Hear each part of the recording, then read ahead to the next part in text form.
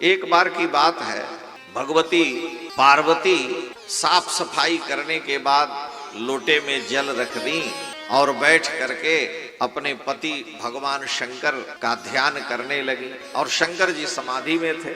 लागी समाधि अखंड अपारा, सूखे पेड़ की तरह से भगवान शंकर तो समाधि में है।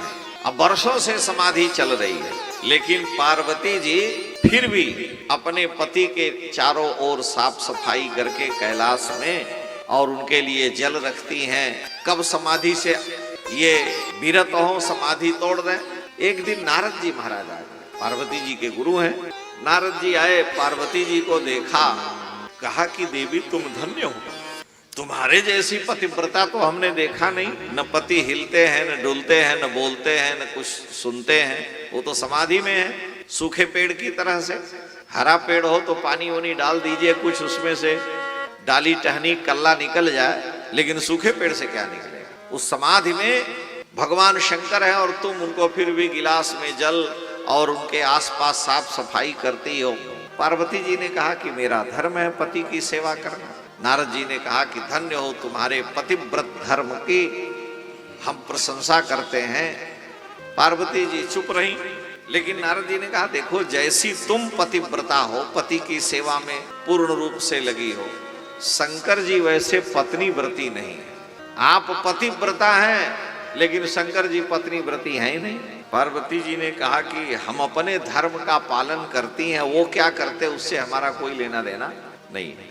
नारद जी ने कहा कोई बात नहीं, हमने आपको बता दिया। पार्वती जी ने कहा क्यों आप ऐसा कहे। नारद जी ने कहा इसलिए देखो, शंकर जी अपने गले में इतनी खोपड़ियां लटकाए हैं, मुंडों की माला पहने हैं, कभी आपसे उन्होंने बताया कि ये कौन है, किसकी मालाएं हैं। पार्वती जी ने कहा कि नहीं बताया। आपने पूछा, कहा हम क्यों पूछें। नारद जी कहे जैसी आपकी इच्छा। इतना कह के नारद जी चले गए। और जब 87,000 वर्ष के बाद शंकर जी की समाधि टूटी, पार्वती जी सेवा में रही। और एक दिन, अब देखिए, दो प्रकार की जिज्ञासा होती है। एक स्वाभाविक जिज्ञासा उठ जाए ऑटोमेटिकली अपने आप, और एक किसी की प्रेरणा से जिज्ञासा आ जाए, तो उसको हमारे यहाँ संस्कृत में आकांक्षा बोलते हैं। आकांक्षा माने जानने की इच्छा। तो उत्थिताकांक्षा और उत्थाप्याकांक्षा। उत्थिताकांक्षा, उत्थित जिज्ञासा अपने आप हो जाती है, और उत्थाप्य जिज्ञासा किसी ने कह दिया तो आप पूछ बैठे। तो नारद जी ने तो कहा था, पार्वती जी तब से इनके दिमाग में था जब अवसर मिलेगा आप पूछेंगी। आज देखा शंकर जी बड़े प्रसन्न हैं, तो पार्वती जी ने कहा कि प्रभु ये हम जानना चाहती हैं, आप ये गले में ये खोपड़ियां जो लटकाए हैं ये किसकी हैं और क्यों लटकाए हैं। शंकर जी ने कहा कि आज तक तुमने नहीं पूछा, हजारों वर्ष बीत गए और आज ही क्यों पूछ रही हो। पार्वती जी ने कहा कि ये भी कोई नियम है कि कब पूछना चाहिए कब नहीं। अरे जब इच्छा हुई तो पूछ लिया। शंकर जी ने कहा ना, अगर आज तक आपको ये जिज्ञासा नहीं हुई और आज हो रही है, तो कहीं न कहीं इसमें कोई निमित्त कारण बना होगा। निश्चित है तुमको नारद मिला होगा, उसी ने ऐसा किया हो। पार्वती जी ने कहा कि नारद जी हमारे गुरु हैं, नारद जी के कहने से मैं तपस्या की और आपको पति रूप में पाई। नारद वचन न मैं परिहरऊं। शंकर जी ने कहा मैं यही तो पूछ रहा था, क्यों उसी का एक काम है, दूसरा कोई ऐसा नहीं कर सकता।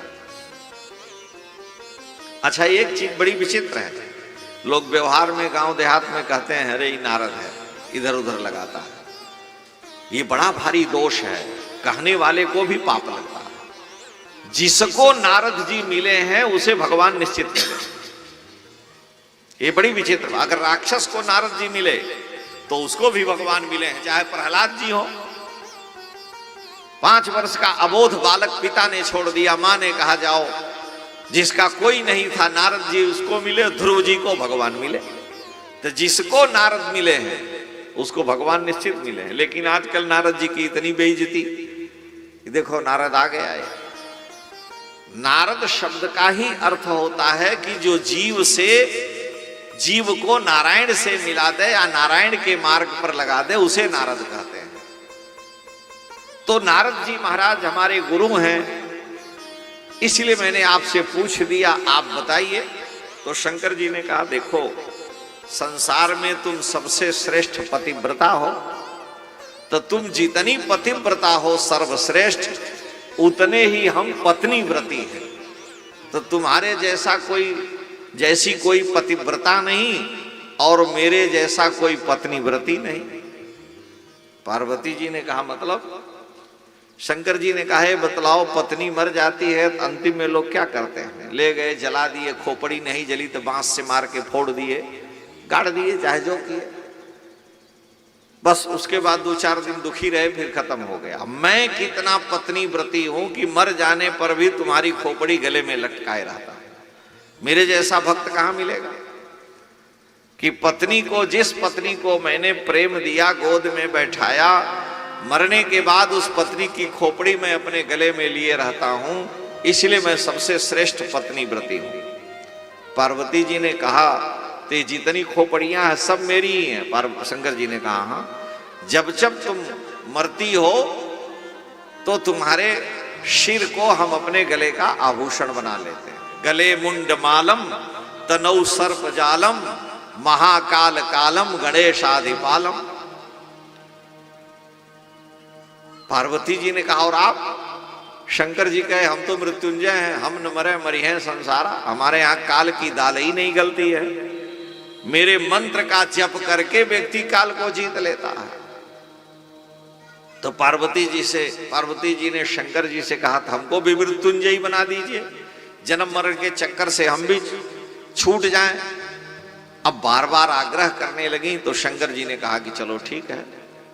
तो कैलाश से चल करके कश्मीर गए और कश्मीर से पहलगांव, जहां खटर पटर हुआ था, शंकर जी पार्वती जी को लेके गए और वहीं पर नंदी से कहा कि तुम यहीं रहो, हम यहां से पैदल जाएंगे। नंदी को छोड़ दिए और आगे गए। जो लोग अमरनाथ गए होंगे जानते होंगे, पहल के गांव के आगे गए तो क्रम से सब आता है। गंगा जी से कहा कि तुम खोपड़ी से उतर जाओ, यहीं रहो। तो पंचतरणी में गंगा जी को उतार दिया। उसके बाद चंद्रभागा आता है, चंद्रमा से कहा कि तुम भी ललाट से उतर करके यहीं रास्ते में रहो, दूरी है सबकी क्रम से। चंद्रमा को भी छोड़ दिया। एक बड़ा भारी सरोवर है, आगे पड़ता है।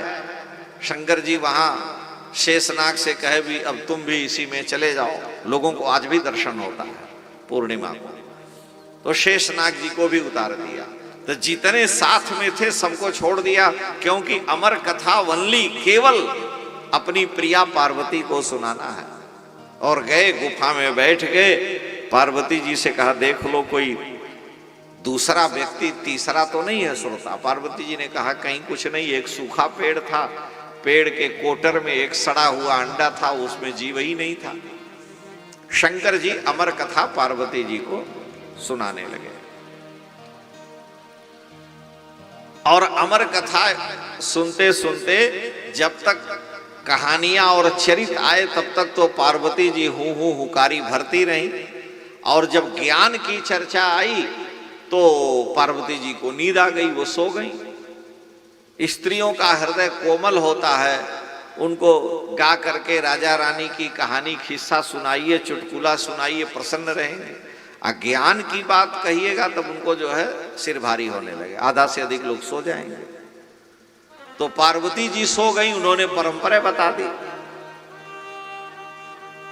अब जो सोवत है सो खोवत है, सो गई। लेकिन शंकर जी तो समाधि में सब कथा सुना रहे हैं, उनके सामने सारा दृश्य आ रहा है ध्यान में। तो जब बोलते हैं तो हूं हुकारी भरने वाला कोई चाहिए। तो तोते का बच्चा हूं करता गया, शंकर जी पूरा सुना दिए। और जब सुना दिए और उसके बाद जब मौन हुए और शंकर जी ने भगवान की जयकारा लगाई, श्री राधा गोविंद भगवान की जय हो। तो जय सुन करके पार्वती जी की नींद खुल गई। उन्होंने कहा कि प्रभु हम तो सो गई थी, कथा पूरा नहीं सुन पाई। शंकर जी ने कहा, इसीलिए तो मैं तुमको दिया नहीं। अब जो सोवत है सो खोवत है, जो जागत है सो पावत है। भगवान शंकर ने कहा कि ये सुन कौन लिया? जो हूं कर रहा था। पार्वती जी बाहर आई, देखी जो सड़ा अंडा था वो एकदम सजीव हो गया, बड़ा दिव्य तेज से संपन्न तोते का बच्चा दिखाई दिया। शंकर जी बाहर आए, कहे देखो जो प्रसाद हम पार्वती को दिए वो तो पाई नहीं, तोते के बच्चे ने पा लिया। त्रिशूल उठाए, उसको दौड़ा लिए, मार डालेंगे इसको, इसने कैसे ले लिया। अच्छा, वो भी कच्चे गुरु का चेला नहीं था। गुरुए जी जब लेकर के त्रिशूल दौड़ाए तो वो उड़ गया, और उड़ा और अमरनाथ से उड़ते उड़ते भागते भागते बद्रिकाश्रम में आ गया। और सरस्वती नदी के तट पर व्यास जी थे, उनकी पत्नी सम्याप्रास आश्रम के पास बैठी बैठी जम्हाई ले रही थी। जम्हाई लेने में मुंह खुलता है, तो जब मुंह खोली तो योग बल से तोते का बच्चा उनके पेट में चला गया। सोचा कि शंकर जी और कहीं छिपेंगे तो मार देंगे, लेकिन स्त्री पर शस्त्र नहीं उठाएंगे। अब शंकर जी पीछे से परशुराम जी की तरह से आंधी तूफान की तरह से पहुंचे। व्यास जी ने खड़े होकर उनका मंगलाशासन किया, प्रणाम किया, कहा इतनी क्रोध मुद्रा में त्रिशूल लिए आप कहां से आ रहे हैं। शंकर जी ने कहा क्या बताऊं, अमर कथा सुनाए पार्वती को, वो सो गई, तोते के बच्चे ने सुन लिया, इसलिए मैं उसको मारूंगा, क्योंकि मैंने दिया पार्वती को, ले लिया दूसरे ने। व्यास जी ने कहा कि लगता है कि आप भांग धतूरा ज्यादा खा लिए। शंकर जी ने कहा क्यों? कहा आपकी बात परस्पर विरुद्ध है। आप कह रहे हैं कि तोते के बच्चे ने अमर कथा सुन ली, पार्वती जी को मैं सुना रहा था, तो मैं उसे मारूंगा क्योंकि दे रहा था, पार्वती को ले लिया उसने। तो तोते के बच्चे ने अमर कथा सुनी। शंकर जी ने कहा हाँ। तो कहा कि आप फिर दौड़ाए क्यों? कहे मारने के लिए। कहा जब अमर कथा सुन लिया तब तो मरेगा ही नहीं, तो दौड़ाना बेकार है। इसीलिए हम कहे कि लगता है भांग धतूरा खा लिए हैं। और यदि अमर कथा सुना ही नहीं तो आज नहीं कल कभी न कभी उसे मरना ही होगा, तो भी दौड़ाना बेकार है। शंकर जी को भी ध्यान आया कि हम होश में, जोश में होश खो बैठे। बात तो सही, इतनी दूर तक दौड़े आए, अगर सुन लिया तो मरेगा नहीं, और नहीं सुना है तो मरेगा ही। वही तोते का बच्चा व्यास जी की पत्नी के गर्भ में, बिटिका के गर्भ में धीरे धीरे बड़ा हुआ। 1 वर्ष हो गया बाहर नहीं आया, 2 वर्ष हो गया नहीं आया। व्यास जी ने कहा कि पुत्र तुम गर्भ से बाहर आओ, तुम्हारी मां को कष्ट है। उसने कहा यहाँ बड़ा आनंद है, संसार का कोई प्रभाव नहीं है, कोई चिंता नहीं, कोई शोक नहीं, कोई ग्लानि नहीं। व्यास जी ने कहा लेकिन तुम अपनी मां को कष्ट दे रहे हो। तो अंदर से बालक वेद मंत्र सुनाई दे रहा है जब बोलता। अच्छा, पेट की आवाज सुनाई देती है कि नहीं? सबको सुनाई देती, गुड़गुड़ गुड़गुड़ होता है। कहते महाराज क्या कहे, पेट में गैस हो गई, गुड़गुड़ा रहा है। तो जब बच्चा ज्ञानी है, शंकर जी की कृपा का पात्र है, तो सीधे बोलता है, सुनाई दे रहा है। तो पेट के अंदर से कहा कि हम बाहर नहीं आएंगे क्योंकि भगवान की माया पकड़ लेगी। व्यास जी ने कहा मैं वचन देता हूं माया नहीं पकड़ेगी। तो पेट के अंदर से बालक बोला कि हम अगर बाहर आएंगे तो आप हमको क्या कहोगे? व्यास जी ने कहा मैं कहूंगा कि मेरा बेटा है, मैं इसका पिता हूं। तो पेट के अंदर से बालक ने कहा यही तो भगवान की माया है। तुलसीदास जी कह रहे हैं कि मैं अरु मोर तोरते माया, मैं अरु मोर तोरते माया, यही बस कीने जीव निकाया, यही बस कीने जीव निकाया। गोचर जहाँ लगी मन जाई, गोचर जहाँ लगी मन जाई, सो सब माया जान भाई, सो सब माया जान भाई। और मेरा, तुम और तुम्हारा, यही तो भगवान की माया है। अगर मैं मेरा न हो, तुम तुम्हारा न हो, तो संसार की कोई जरूरत ही नहीं।